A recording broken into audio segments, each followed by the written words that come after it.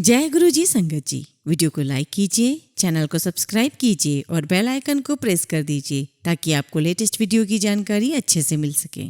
जय गुरु जी संगत जी। गुरु जी का अनंतम अनंतम शुक्राना। गुरु जी के श्री चरणों में कोटि कोटि प्रणाम और प्यारी प्यारी संगत को जय गुरु जी। संगत जी, आज का सत्संग बहुत ही खास, बहुत ही इम्पोर्टेंट है, क्योंकि आज का जो सत्संग है वो गुरु जी की एक ब्लेस्ड संगत, एक भाग्यशाली संगत का है, जिसे सुनकर आप खुद अपने आप को ब्लेस्ड फील करेंगे। आज का सत्संग ठाकुर आंटी का हम सुनेंगे। तो चलिए संगत जी, सत्संग शुरू करते हैं। पिछले 2 सालों से मेरी एक सहेली नूतन मुझे उसके साथ शिवरात्रि पर बड़े मंदिर चलने को कह रही थी।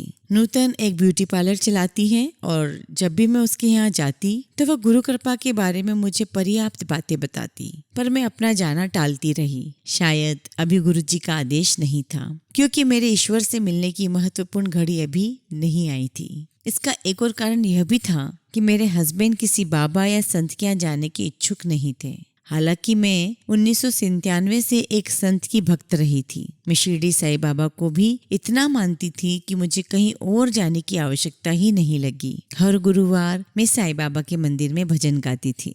गुरु जी के बारे में नूतन से इतना निराला वर्णन सुनकर मुझे भी गुरु जी के दर्शन की इच्छा हुई, पर मैं जानती थी कि मेरे हस्बैंड, जिनका नाम मासूम है, उनको साथ लेकर जाना आसान नहीं होगा। मुझे एक उपाय सूझा। 2006 में मेरे जन्मदिन पर, जो 4 अगस्त को होता है, मैंने अपने हस्बैंड से कहा कि मैं अपना जन्मदिन अपने अनुसार मनाना चाहूंगी। मैंने उनसे वादा भी लिया कि मैं जहाँ भी उन्हें ले जाऊंगी वे चलेंगे और जो भी खाने को कहूंगी वे खाएंगे। मैंने उसी समय नूतन को फोन किया और उसने कहा कि मैं उसके घर शाम 6:45 पर पहुंच जाऊं, जहाँ से हम साथ ही गुरु जी के यहाँ जाएंगे। संगत जी, जनरली मैं दोपहर में सोती नहीं हूँ, पर उस दिन घर के काम करके मैं सो गई। मैंने सपना देखा कि गुरु जी एक ऊंचे आसन पर बैठे हुए हैं और पास ही मैंने ओम और एक ओमकार के चिन्ह देखे। गुरु जी के आसपास एक सुनहरा गरुड़ उड़ रहा था। जब बाद में मैंने नूतन से ये सब बताया तो उसने कहा कि गुरु जी तुझसे खुश हैं और मिलने से पहले ही उन्होंने तुझे दर्शन दे दिए थे। जब हम छोटे मंदिर पहुंचे तो गुरु जी रसोई घर के पास लकड़ी के एक साइड बोर्ड पर बैठे हुए थे। नूतन ने गुरु जी से कहा कि वह अपनी एक सहेली को साथ लेकर आई थी। गुरु जी ने अपने सरलता भरे अंदाज में पंजाबी में पूछा, पक्की की कच्ची? नूतन ने जवाब दिया कि मैं उसकी पक्की सहेली थी। गुरुजी ने हमारे काम के बारे में पूछा, की कर देने? हमने जवाब दिया कि हम पेशेवर गायक थे। गुरुजी ने मुझसे पूछा, किहो जिया गांदे हो? हमने हंसते हुए जवाब दिया कि जब वह हमारा गाना सुनने के लिए मान जाएंगे तो उन्हें पता चल जाएगा। जल्दी हमें चाय प्रसाद मिला। मुझे ऐसा लगा जैसे मुझे अमृत मिल गया हो। मेरा गला खराब था, पर जैसे ही मैंने चाय प्रसाद ग्रहण किया मेरा सारा दर्द चला गया। फिर गुरुजी अपने कमरे में गए और कुछ देर बाद एक सुंदर चोले में बाहर आए। संगत हॉल में शब्द चल रहे थे और भक्त आते जा रहे थे। जन्मदिन मनाने के लिए चुनी गई यह जगह मेरे हस्बैंड और बच्चों को अजीब लग रही थी, और उनको और अधिक अजीब लगा जब लंगर परोसा गया, जो 4 लोगों को साथ में खाना था। मेरे छोटे बेटे ने कुछ भी खाने से मना कर दिया। हमने लंगर किया और गुरुजी से जाने की आज्ञा मांगी। गुरुजी बोले, ऐश करो आंटी। उन्होंने मेरे हस्बैंड को सोने का ओम लाने को कहा और यह भी बताया कि उसका वजन कितना हो। अपनी नादानी में हमने सोच लिया कि गुरुजी सबको सोना लाने को कहते होंगे और बहुत सारे पैसे बना लेते होंगे। हमारे मन में ऐसा विचार इसलिए आया क्योंकि इससे पहले हम जितने भी बाबा और संत के पास गए थे,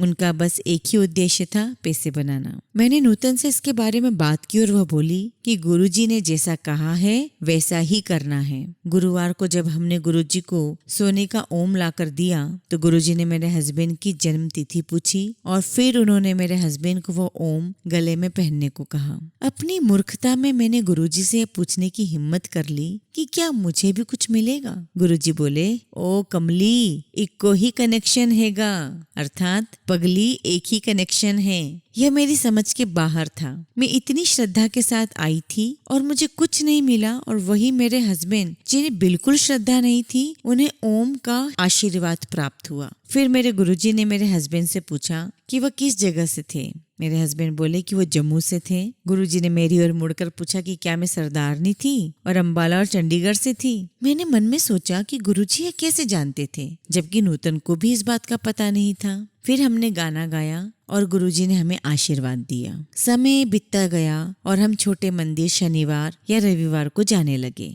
एक दिन गुरुजी मेरे हस्बैंड को बोले, बाजा ले आ, आज तेरा गाना सुनिए। मेरे हस्बैंड बोले कि इंस्ट्रूमेंट घर पर है और हम गुड़गांव में रहते हैं। इस पर गुरुजी बोले, गुड़गांव केड़ा पाकिस्तान है, चुक के ले आ बाजा, ते आंटी नू इत्ते छड़ दे, अपनी पत्नी को यहाँ छोड़ और घर आकर अपना बाजा लेकर आ, ऐसा गुरुजी ने बोला। मेरे पति घर से तो निकले, पर मुझे इतने गुस्से से देखा कि मैं डर गई कि रात को अब तो अवश्य घर पर कलेश होगा। मेरे हस्बैंड म्यूजिकल इंस्ट्रूमेंट लेकर इतनी जल्दी आ गए कि मुझे पूरा यकीन था कि उन्होंने गाड़ी बहुत तेज स्पीड से चलाई होगी। हमने लंगर किया और जब कुछ ही संगत रह गई थी तो गुरुजी ने हमें गाने को कहा। मैंने एक शब्द गाया और गुरुजी प्रसन्न लग रहे थे।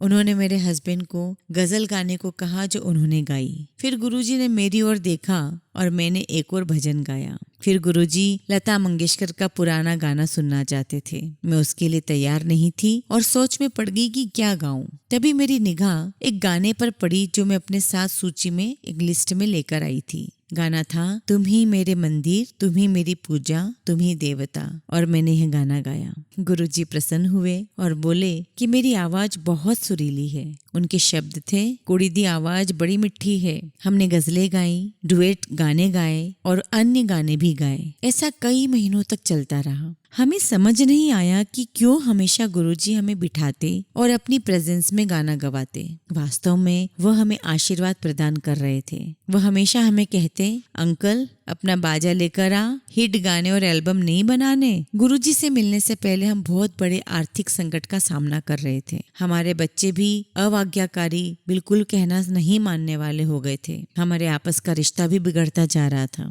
मेरे हस्बैंड कभी मेरी नहीं सुनते थे। हम दोनों की सोच आपस में बिल्कुल नहीं मिलती थी। हमें बाबा, पंडितों और औरों ने जो कुछ भी करने को कहा हमने किया, पर हालात में कोई सुधार नहीं आया। हमारे रिश्तेदारों ने हमसे मुंह मोड़ लिया। हम हमेशा तनाव में रहते और उधार देने वाले हमेशा हमसे पैसे वापस मांगते रहते थे। मेरा जीवन से मन उठ गया था और इस तनाव भरे जीवन से मैं छुटकारा पाना चाहती थी। एक दिन हर ओर से निराश होने के बाद मैं छोटे मंदिर के कोने में बैठी रो रही थी। मुझे ऐसा लग रहा था कि जैसे कि मेरी सारी प्रार्थनाएं व्यर्थ थी।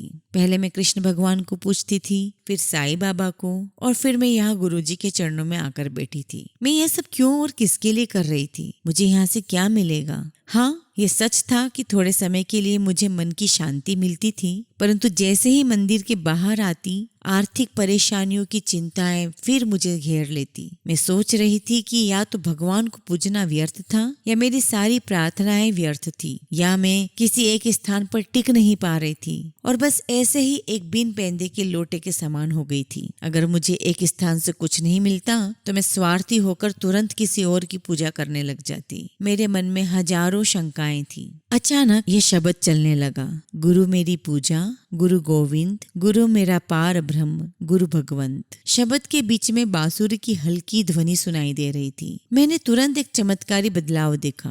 ठीक मेरे सामने मैंने गुरुजी की जगह कृष्ण भगवान बांसुरी बजाते हुए देखे। फिर मैंने गुरुजी को बांसुरी बजाते हुए देखा। फिर गुरुजी की गद्दी पर मैंने साईं बाबा को मुकुट पहने हुए देखा। एक पल के लिए तो मुझे कुछ समझ ही नहीं आया और मुझे लगा कि यह सब मेरी कल्पना होगी। मैंने मुड़कर अपने आसपास देखा। संगत अपनी आंखें बंद करके बैठी हुई थी और ध्यान में लीन लग रही थी। मैं उनसे पूछना चाहती थी कि जो मैंने देखा वो सपना था या सच, पर मेरी हिम्मत नहीं हुई। लंगर के बाद मैंने अपना यह अनुभव अपने हस्बैंड को बताया तो वह बोले कि उनको भी ऐसा ही कुछ अनुभव हुआ था। वास्तव में इस परिकल्पना के द्वारा गुरुजी ने हमें स्पष्ट कर दिया था कि वे ही सब कुछ हैं, वो ही पार ब्रह्म है, वही भगवंत है। गुरुजी में मेरा विश्वास पूरी तरह से हो गया था। अपने गानों के कार्यक्रम के कारण हम दिन में घर से बाहर रहते थे और मेरे हस्बैंड को ये ठीक नहीं लगता था कि दिन में बच्चे घर पर अकेले हों और हम रात को देर से घर लौटें। फिर एक दिन मेरे हस्बैंड ने घोषणा कर दी कि वह गुरुजी के यहाँ तब तक नहीं जाएंगे जब तक वह एक अच्छी रकम नहीं कमा लेते, और उन्होंने लक्ष्य के तौर पर एक धनराशि भी तय कर ली। यह दिसंबर 2006 की बात है और गुरुजी की कृपा से फरवरी 2007 तक हमने उतनी राशि कमा ली थी। फलस्वरूप मेरे हस्बैंड ने कहा कि हमें गुरुजी के पास अब जाना चाहिए। मैंने भगवान का धन्यवाद अदा किया। जैसे ही हमने गुरुजी के चरण कमलों में माथा टेका, वे पंजाबी में बोले, ओए किधर गायब हो गए सी, अंधेरी आकर। मेरे पति ने जवाब दिया कि उनके कार्यक्रम शुक्रवार और शनिवार को होते थे, इसलिए वो आ नहीं पाते थे। गुरुजी बोले, भाई तू जेड़े मर्जी दिन आ पर आया कर। जल्द ही शिवरात्रि का दिन आया और उस पावन अवसर पर गुरुजी ने हमें म्यूजिकल इंस्ट्रूमेंट्स के साथ आने को कहा। शिवरात्रि के अवसर पर गुरुजी ने हमारे गाने सुने और दिल खोलकर हमें आशीर्वाद दिया। सुबह के करीब 3 बजे थे और मेरे हस्बैंड सोच रहे थे कि वह घर जाकर बियर पिए। उसी क्षण गुरुजी ने मेरे हस्बैंड की ओर देखा और बोले, मैंने तेरी डायबिटीज ठीक कर दी, कल जाकर बियर पी लेना। मेरे हस्बैंड दंग रह गए। जहाँ तक मेरा सवाल था, मेरी सोच थी कि गुरुजी ने कहा था कि मेरी आवाज सुरीली है, पर मुझे कोई काम नहीं मिल रहा था। हम घर वापस गए और अगले ही दिन मुझे मुंबई से फोन आया और साथ ही एक गायक शान के साथ एक सिंधी फिल्म में गाना गाने का प्रस्ताव मिला। मेरे सवाल का यह कितना अद्भुत जवाब था। संगत जी, मेरा स्वास्थ्य ठीक नहीं रह रहा था और मुझे माइग्रेन होता था। जब टेम्परेचर अचानक ऊपर नीचे होता तो मुझे बहुत बदन दर्द होता था। इसलिए जब मैं मंदिर के एयर कंडीशन हॉल में बैठती तो मेरी हालत बहुत खराब हो जाया करती थी। बैसाखी के अवसर पर गुरुजी ने हमें बड़े मंदिर आने को कहा। हमें गाते हुए सुनकर गुरुजी खुश दिखाई पड़ रहे थे। जब हमने जाने की आज्ञा ली तो गुरुजी ऐसे शब्द बोले जो मैं आज जीवन नहीं भूलूंगी। वह बोले, आंटी मैंने तुझे आशीर्वाद दिया, आज से तुझे कभी बदन दर्द नहीं होगा। मैं उनके ये शब्द सुनकर सरप्राइज्ड थी। मैंने अपने बदन दर्द के बारे में कभी उनसे कुछ नहीं कहा था। तब से मुझे कभी बदन दर्द नहीं हुआ है। मैंने भक्ति तो बस थोड़ी ही की थी और गुरुजी के प्रेम और देखरेख की वर्षा हो रही थी। मार्च से लेकर मई तक हमें कोई काम नहीं मिला। मेरे हस्बैंड की आदत थी कि अगर उनके पास काम नहीं होता तो वह मेरे और गुरुजी के खिलाफ शिकायत करने लगते। वो बोलते, अगर गुरुजी सब कुछ जानते हैं तो वह हमें काम क्यों नहीं दिला सकते। वह हमें कष्ट उठाते हुए देखते हैं फिर भी हमारी मदद नहीं करते हैं। गुरुजी अंतर्यामी, सब कुछ सुनते हैं, फिर भी हमें इतने दर्द में क्यों देख रहे हैं। एक दिन गुरुजी ने अपनी करुणाशील दृष्टि हम पर डाली और हमें पूजा करवाने के लिए कहा। उनके निर्देश अनुसार हमने नियमित रूप से वो पूजा की। कुछ समय बाद गुरुजी ने हमें एक नया म्यूजिकल इंस्ट्रूमेंट खरीदने के लिए कहा और मेरे हस्बैंड को उनके लंबे बाल कटवाने के लिए कहा। नया इंस्ट्रूमेंट खरीदने की बात ने हमें आर्थिक परेशानी में डाल दिया। पहले तो गुरुजी ने हल्के से नए संगीत इंस्ट्रूमेंट के बारे में पूछा, फिर वो मेरे हस्बैंड को गुस्सा करते हुए बोले, अंकल बता मुझे, क्या तूने नया बाजा खरीदा। अंत में गुरुजी के क्रोध से डर कर मेरे हस्बैंड ने एक नया हारमोनियम खरीदने का निश्चय कर लिया। पहले उन्होंने अपने लंबे बाल कटवाए, पर जैसे ही उन्होंने आईना देखा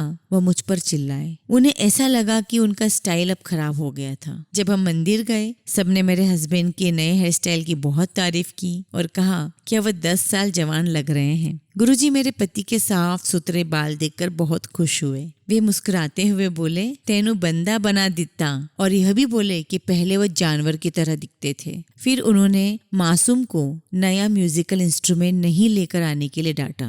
मेरे हस्बैंड बोले कि उसे खरीदने के लिए उनके पास ना काम था और ना ही पैसे। गुरुजी बोले, ओ कमलिया, काम बथेरा मिल जाना है, तू बाजाता लेके आ। मतलब गुरुजी ने कहा, पगले काम तो बहुत मिल जाएगा, तू बस बाजा लेकर तो आ। हमने एक विक्रेता से बात की और पुराने बाजे के बदले में एक नया बाजा लेकर किश्तों में उसके पैसे देने का सौदा कर लिया। उस व्यक्ति ने हमें 500 रुपए देने को कहा और कहा कि बाकी की रकम हम अपनी सुविधा के अनुसार दे सकते थे। ये बहुत ही अनबिलीवेबल हमारे लिए सौदा था और बिना किसी परेशानी के हमें एक नया इंस्ट्रूमेंट मिल गया। पर किसी न किसी कारणवश हम वो नया इंस्ट्रूमेंट मंदिर नहीं ले जा सके। 27 मई को मुझे बहुत इच्छा हुई कि मैं गुरुजी के यहाँ जाकर माथा टेकूं और अपने हस्बैंड पर मैंने दबाव डाला कि हमें गुरुजी के पास जरूर चलना चाहिए। और मैं बोली कि उसके बाद अगर मेरे हस्बैंड नहीं जाना चाहेंगे तो मैं कभी इनकी इच्छा के विरुद्ध उनको वहाँ नहीं ले जाऊंगी। अंत में हम मंदिर पहुँचे।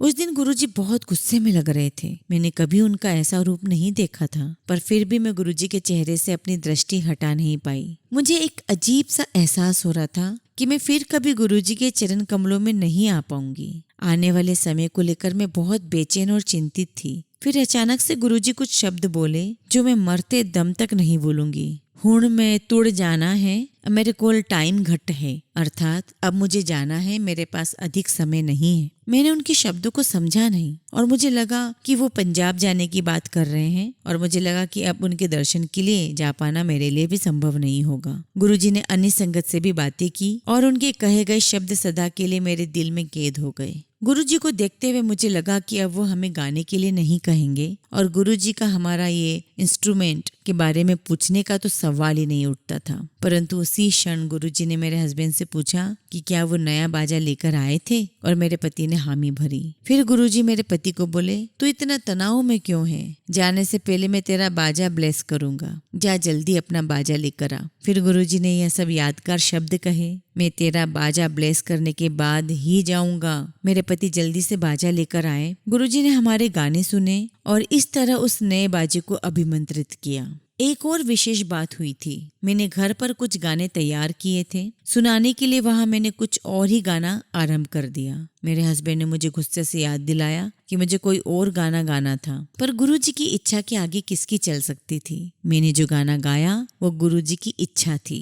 अंत में गुरुजी ने मुझे लता मंगेशकर का वो गाना गाने को कहा जो बड़े मंदिर में गाया था। गुरुजी ने वो गाना सुना। उस गाने की दूसरी पंक्ति यह थी, शायद इस जन्म में मुलाकात हो न हो। यानी संगत जी, गाना था लग जा गले, फिर इस जन्म में मुलाकात हो न हो। फिर हमें घर जाने के लिए कहा गया। यह उस दिन का अंतिम कार्यक्रम था और गुरुजी की संगत के साथ आखिरी मुलाकात। 31 तारीख को गुरुजी ने महासमाधि ली। मुझे लगा जैसे मैं अनाथ हो गई। मुझे पता चला कि गुरुजी के जन्मस्थान डुगरी में अंतिम संस्कार किए जाने वाले थे।